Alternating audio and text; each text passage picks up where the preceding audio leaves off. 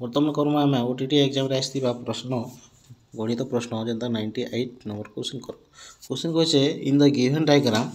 PL bisect QPR of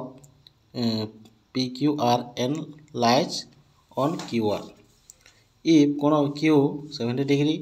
एवं LPR 28 degree what is the PLQ बोलছে बोले काना हमके देछे PQ हमके Q कोण देछे हमके इटा 70 होला तापर देछे हमके LPR बोले इटा ए कोण देछे हमके 28 ओके तो हमके हम काना मांगी हमके कही हमके PLQ बोले ये कोण केते बोली कही क्वेश्चन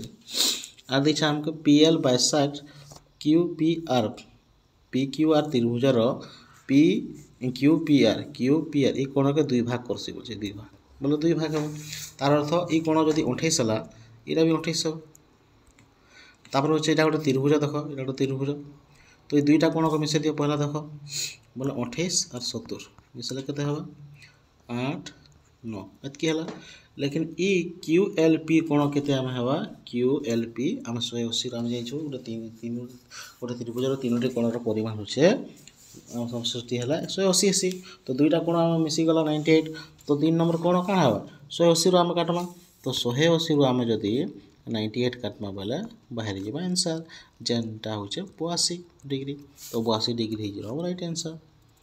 बुझियला ओके